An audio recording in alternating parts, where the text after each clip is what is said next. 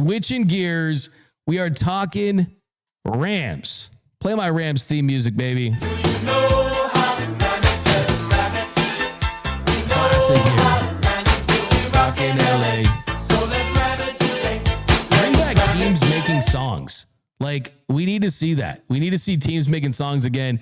That, of course, was Just Ram It from the Rams. And the Rams take on the Panthers. And the Rams are definitely heavy favorites, to say the least. And history is on the side of the Rams being double-digit favorites. So the Rams right now, according to FanDuel, 10.5-point favorites over the Carolina Panthers. And this is just the 14th time in NFL history that a team has been favored by at least 10 points in a wild card round game. And if we look at history, well, history is on the Rams side. Teams that have been favored by 10 points or more in the wild card round are 12-1. They're also 10-3 against the spread. So the majority of time they've covered in those games. The only team to lose as a double-digit wild card favorite was the New Orleans Saints in 2010 when they were stunned by the Seattle Seahawks. I believe that was Beastquake 1, right? Where Marshawn Lynch backed in the end zone and grabbed his junk, all-time stuff. Or was that Beastquake 1 or 2? But it was one of the Beastquake games for sure.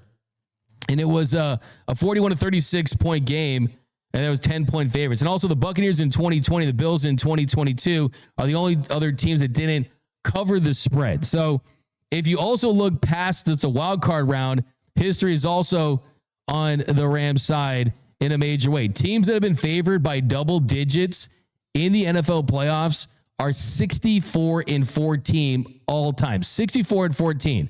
Of those 14 losses, 5 of those came in the Super Bowl since 2000. So teams favored by at least 10 points are 21-7 in the playoffs, with the Ravens in 2019 being the only other team to lose a double-digit favorite, and that was in 2012. So, of course, Rams were favorites in Week 13 against the Carolina Panthers, and we know that the Panthers are going to be at home in Carolina, playing a playoff game for the first time since the Cam Newton era, since 2017. So that crowd is going to be juiced. They're going to be ready to go. That's why it's important for the Rams to come out, get an early lead, set the tone, take that crowd out of the game. And that's kind of how you do that, right? I mean, you go out there, you impose your will on a team that you should win, you should beat by 20 points. And I think for this Rams team that understands that their championship window with this group is what? Year to year? At the most, I think it's 2 years with Matthew Stafford. So it's not like they're going into it with all this young talent, which they do have with Puka Nacua, with Jared Verse, with Kobe Turner, tons of young talent, but also when the best player in your team is 37 and it's year to year for him, you have to take advantage. And the Rams are widely considered to be the favorites. I looked at every single expert that made a pick on this game. And we are talking over 40 experts. I have found just one that has picked against the Rams. And that's Dan Graziano for ESPN. I'm not trying to call him out. I will after they win. But every single person from ESPN, USA Today, CBS Sports, NFL.com, The Athletic, Bleacher Report, it's Rams. So they're a heavy favorite. It's the playoffs. It's a great opportunity to go out there and get really back on the saddle against a bad Panthers team. So we're going to continue to preview this game and give you my keys to a Rams victory. But first, here was Sean McVay yesterday talking to reporters, and he provided an update on Kevin Dotson, the Rams' best lineman, who is going to be out on Saturday. And I'm going to tell you why I think that ultimately is going to be a good thing. I'll also give you my Super Bowl pick. That's coming up next on Locked On Rams. As far as injuries, we'll rule Kevin Dotson out for the game, making good progress, but not going to make it for this game. And then the guys. Of course, the LA Sports Report. As far as injuries, we'll rule Kevin Dotson out for the game, making good progress, but not going to make it for this game. And then the guys that will be listed as questionable that we'll look forward to seeing, today's a big day for them will be Jordan Whittington, Terrence Ferguson, and Josh Wallace. And they truly are questionable. So today's practice will be a good indicator of their availability for the game. Everybody else will be good to go. What have you seen in the last couple of days of practice that makes you realize they're ready? Yeah, I think I think we want to make sure we have a great day today, good, above the neck day tomorrow, Maria, but just the good urgency and enjoyment. I think, want guys to trust themselves, trust each other, trust their teammates, and then be able to have, the courage to be able to go for it like we've talked about. But go ahead. Is urgency something that you can teach, or is it kind of an innate feeling that everybody feels? I think it's probably a little bit more of a feeling. I think when you see it, you know what it looks like. And I think there's a difference between urgency and being tight, and so it's really more, I think it's a different way of saying let's have some good standards in terms of the way that we want to approach everything that we do, specifically on the grass, move around with intentionality, making sure that we're doing our 1/11th and coaches are communicating at a high level.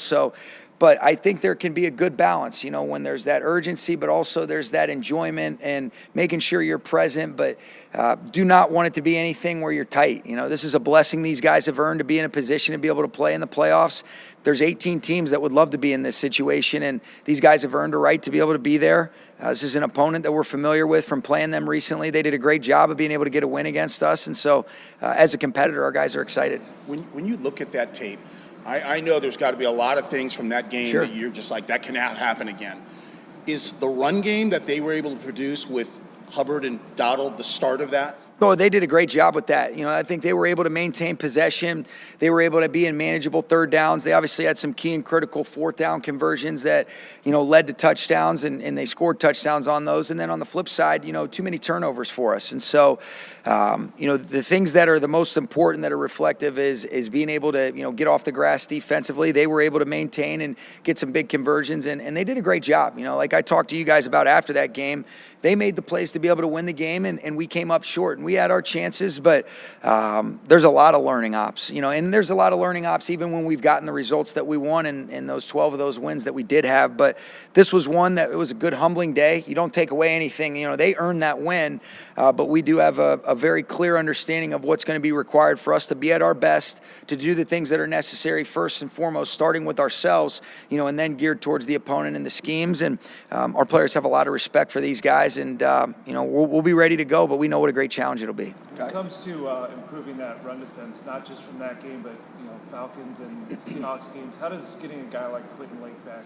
I think it's big, Nate. Just because he's so versatile and he's so physical, he's really just so productive in general. But his communication, his command, similar to some of the things we've talked about with Landman or Kobe Turner, there's a reason why he's been voted a captain for our group.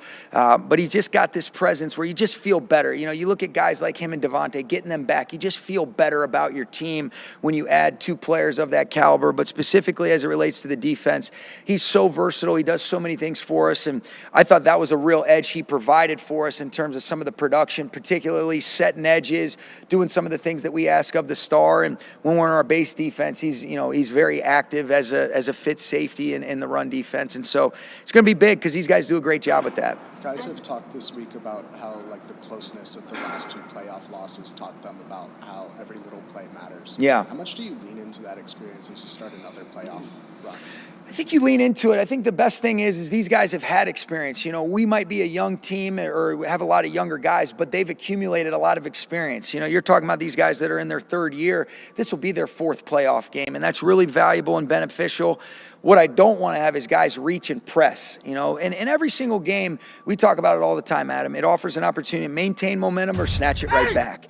And so how can you be present? How can you do the next right thing? thing, whether the previous play was, what we wanted or whether it wasn't. Let's learn from it. Let's move on. Let's be present, and let's, continue to do the things that we're capable of. But these guys have used, and I think we've used the season as a learning op. I've talked to you guys about some of the scars. I think that we've been callous from the 17 games that we've had to understand what does it look like when we're at our best? How do we try to be able to mimic and emulate that when we get these precious opportunities, knowing that the enemy does have a say? And this week will offer an opportunity for us to go swing. As an offense, you guys have had a lot of success receiving touchdowns 3 yards and closer to the goal. What's the art of being able to score and get in the end zone that close to the goal line? Well, I think in a lot of instances, I think we could talk about specific plays. A lot of those have come from an excellent rapport and a guy that is, when you get down in those tight red areas and you're in some of the heavier groupings like we've talked about, in a lot of instances, that can elicit some one-on-one matchups. And you've got a guy that can put the ball where he wants, and then you have a guy in Devontae that is, very automatic. And he's got amazing separation ability, particularly right away when there's less vertical grass. And so the margin for error is that much smaller. And so he can play above the rim. He can do a lot of different things, and they've had a lot of production. Then it was cool to see Matthew and Puka end up connecting on that. But, it's about being able to punch it in, whether we're throwing it, whether we're running it. And the good offenses that we've been a part of can do either or. But those guys have done an excellent job of helping increase, our point total and our overall red zone efficiency. And that's probably the majority of a lot of those 3 and ins. But, there's been a handful of instances, when you throw for as many touchdowns as Matthew did, you give the players deserve a ton of credit, and, grateful for those guys executing the way they are. Devontae was saying as he and Matthew worked through the red zone struggles early in the season, he was maybe more frustrated that he at least led on to us. He said it wasn't just him and Matthew, it was the 3 of you kind of working together. Yeah. Can you just describe what that process was like and what you learned about I think just day in and day out, you just go to work. I think there was a real breakthrough. I think in some instances when you got 2 special players that didn't get a whole lot of work together, they got some off-season stuff, but then any of the preseason training camp, that was very minimal just because of the circumstances Matthew was working through. And so the comfort, the rapport, being able to get an indicator on, Tay's body language, how do they want things as they're developing a relationship. And I thought the Baltimore week was a real breakthrough. Obviously, the 3 touchdowns against Jacksonville is what everybody saw, but time spent, I think, is a really important thing, and it can kind of be organic. What I don't think you want to do is you want to press. Sometimes you can want something so bad that you can reach and press, and then you're getting away from the things that have allowed you to have successful outcomes in previous stops. And they just kept going to work, and I think, just like anything else, relationships and rapport take time, and you start to see, a lot of the fruits of a lot of the work that's gone on behind the scenes that we saw in practice settings, and then it started to come into life, particularly from that Jacksonville game on. So there's Sean McVay, and yes, Kevin Dotson, my favorite player on the Rams. That's not named Puka Nacua, Matthew Stafford, because of what he brings to the offensive line, because of what he means to that run game. He is the attitude. He is a part of the culture of the going duo and that big physical road grade style of running. So when I first saw that Kevin Dotson was out, I thought, but then I realized that the beauty of this is that the Rams are telling us that they can win without Kevin Dotson. Look, if tomorrow was the Super Bowl, Kevin Dotson would be playing. If tomorrow was the division round against, whether it be the Eagles, the 49ers, whoever, he'd be playing. They know that they can beat the Panthers without him, and that they're going to need a close to 100% Kevin Dotson to beat the next team that they're going to have to beat to advance to the NFC Championship game.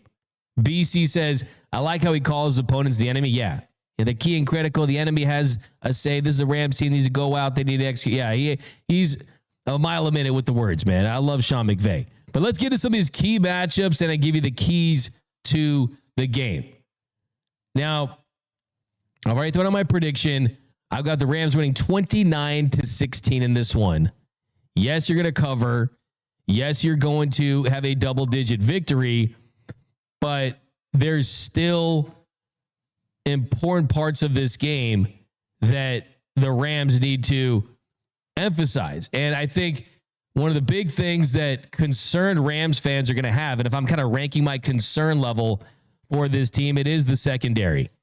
And as far as the number one matchup I'm looking for on defense, that is Emmanuel Forbes Jr.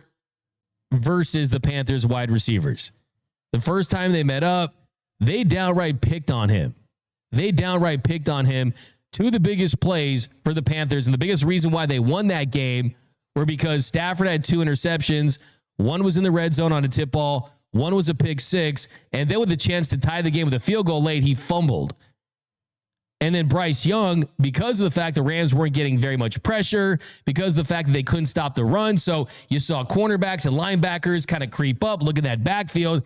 Bryce Young was able to hit some deep shots. He was 2 for 2 on those 4th down touchdowns. He was actually 3 for 3 on 4th downs for the entire day, and he was efficient on 4th down and 3rd down. He was 8 for 10 on 3rd and 4th down combined for almost 170 yards.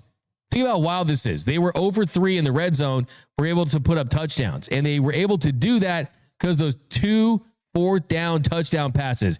He hit Jalen Coker on that go route, and then he hit Ted McMillan on that crosser for the game winner.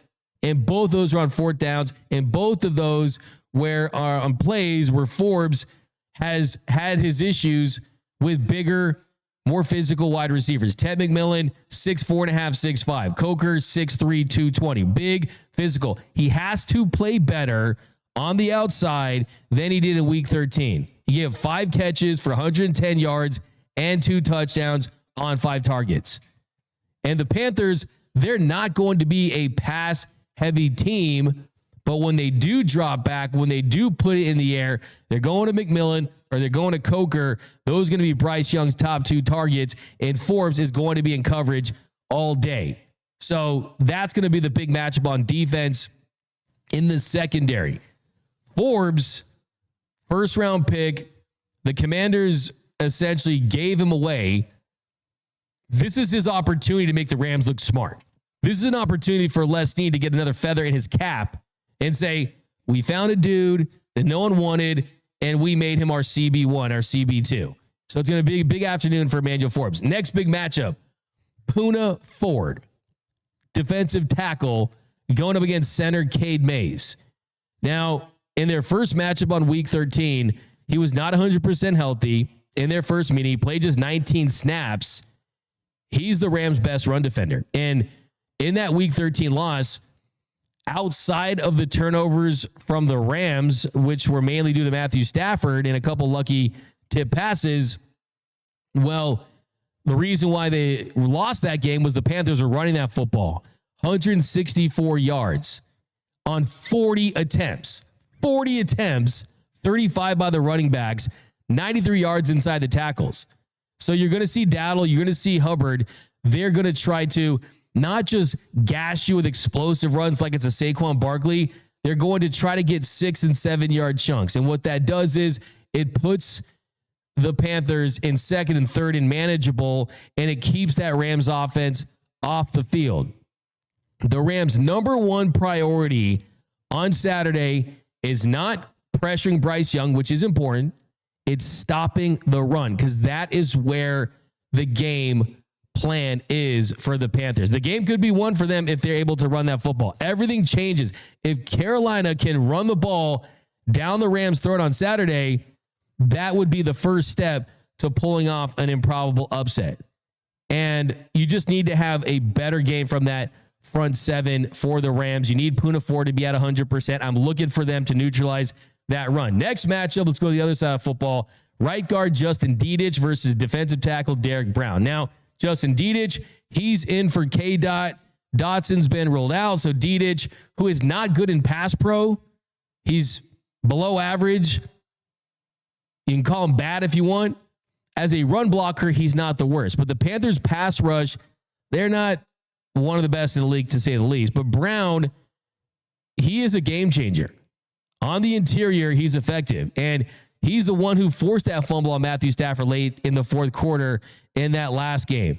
And Brown has been balling last 2 weeks, 4 and 5 pressures in his last 2 games. So the Rams, they need to do a much better job blocking him, accounting for him, keeping Matthew Stafford vertical, because interior pressure is one way to get Stafford out of his game. Is if you can get interior pressure on Matthew Stafford, he's not this mobile quarterback that can break a tackle, hit on the outside, extend the play, go out of structure, find Davante Adams with Puka on crossers. Yes, once in a blue moon, he can make something happen out of desperation, but he's not someone that's going to extend plays out of the pocket if you're getting a consistent interior pressure. So I'm looking at Steve Avila. I'm looking at the interior of this Rams offensive line to really step up. And Justin Dedich is a big wild card, a major X factor in this game because he has been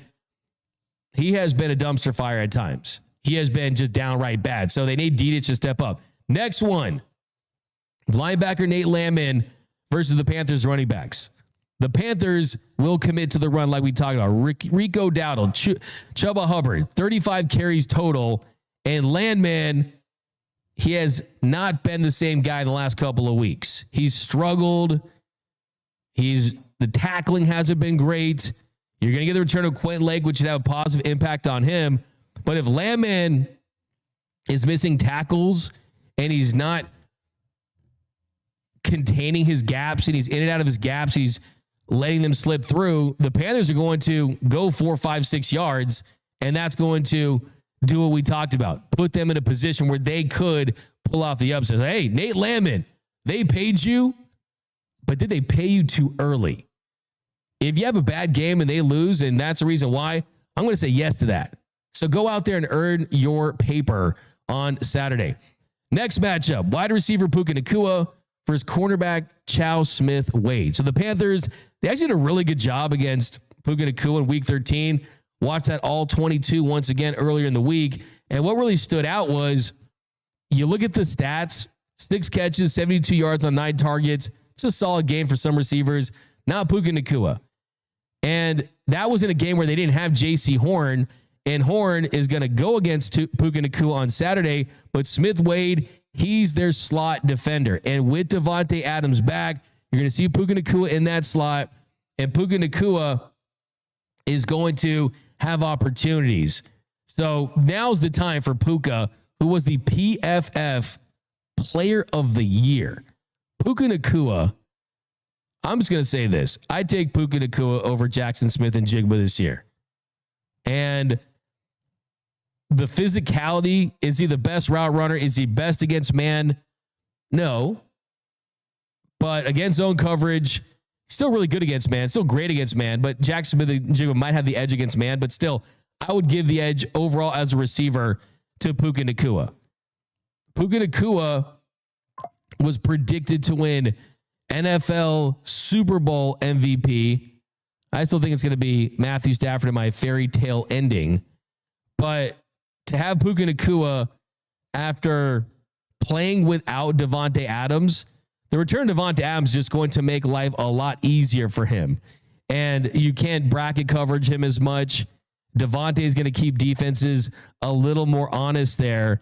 And I think that Puka almost, I don't want to say feels guilty for everything that happened, the Aiden Ross curse and all that nonsense. He went out to have an incredible game on against the Seahawks on Thursday, but he's the PFF Offensive Player of the Year. He had a 96.3 PFF grade. That's a PFF record. 3.71 yards per route run. That's third in PFF history. 27 contested catches. That's a PFF record. It's time for Puka to elevate. I always talk about that on my shows. When do you have an opportunity to elevate? You elevate when you go from a role player to a star, from a Pro Bowler to an All-Pro, from someone that's good in the regular season to one that's great in the postseason. And Puka's had some really good games in the postseason, but this is the postseason. These are the playoffs where Puka can go get that $35 million per year, $40 million per year contract, right? If he wants to really, really establish himself as one of the very best players in the game, he helps carry along with Matthew Stafford this team to a Super Bowl. And that's where I go to the keys to the game. So we talked about that first big key, and some of these are going to kind of go back to the matchups, but the first big key, and I can't overemphasize it, is you got to come out on top on the run game. We talked about the 35 carries from Rico Dowdle and Chuba Hubbard, And the fact that even though they didn't have the explosives, it allowed them to control the game. The second half of that game, the Panthers had the ball for 19 minutes and 35 seconds. They dominated time of possession. And a big difference in that game is Poona Ford wasn't fully healthy, played just 19 snaps, and Quentin Lake is going to be returning too. So with Ford on the field, the Rams allowed 15 carries for 48 yards. So with Ford off the field, the Panthers had 20 carries for 93 yards. So they're going to do a much better job stopping the run. And in that game, the Rams didn't run the ball bad. It was a 0.43 EPA per rush, but I think you can run the ball a little better and run the ball more. I mean, they were running the ball at a clip over 5 yards per carry, but ran the ball just 15 times. So 15 times to the Panthers 35 in a game where Matthew Stafford was struggling. I want to see them run the football with a little more regularity. Next thing I want to talk about is Bryce Young. The next big key, number 2 biggest key, don't let this be the Bryce Young game. Don't let this be the game where the Panthers start to change their tune on Bryce Young. Bryce Young has been one of the worst quarterbacks in the NFL against the blitz. The Rams blitz at over 17% of the time. It's the second lowest in the NFL. I want to see Chris Shula, if the Panthers are having some momentum, break from what he typically does. And that is just stay in zone, stay in this bend but don't break style of defense, stay with DBs 8 to 10 feet off the line of scrimmage and just give these cushions. No, impose your will on Bryce Young, because not only is he one of kind of the most mistake-prone, one of the biggest mistake-prone quarterbacks in the NFL when it comes to the blitz, but also he's someone that if he puts the ball in the air when he's pressured, something good can happen for your defense. 6 turnover-worthy plays for Bryce Young when he was blitzed this season. That was 11th most at the quarterback spot. He was a 63 grade quarterback when he was blitzed, and 9 touchdowns, 4 interceptions. So I don't want to see the Rams just kind of go to their norms there. I want to see them switch things up. I want to see them kind of impose their will and give them a different look. Okay. Play a clean game, no turnovers, take out the crowd early. The Rams should win this game. And I think you limit those explosives. You play turnover-free football, and you're going to advance. I will say, though, I'm looking at those explosives. The screen pass on 3rd and 8 that led to a 35-yard touchdown, that first score on the offense. Bryce Young hit Jalen Coker for 33 yards on a 4th and 3. Ted McMillan on a 4th and 2 for a 43-yard score. And I just want to say this about this Rams team. If you lose this game, it's really time to think long and hard about the future of this franchise because of what this team has been able to do this year and where this team should be. I don't think they're going to lose. I think it's 29-16. And my Super Bowl pick, I've got the Rams beating the Buffalo Bills 34-27. 34-27. That's a high scoring game at Levi's. It might be a little less score. I'm going to go 34-27. 34-27. I want to see a close game. And yes, the Texans are a team that I think is a logical pick. They've won 9 straight. If CJ Stroud limits turnovers, they have a pretty good chance. The Patriots with Drake May and Mike Vrabel, still need to see them prove it in the playoffs. Bo Nix has a great coach, and Sean Payton, still need to see them prove it in the playoffs. I think that even though the Buffalo Bills are a very flawed team, if it's not now, then when is it going to be for Josh Allen? If it's not now, then when is it going to be for Josh Allen? Because you are not having to go against Lamar Jackson or Joe Burrow or Pat Mahomes. It's the last year in that stadium.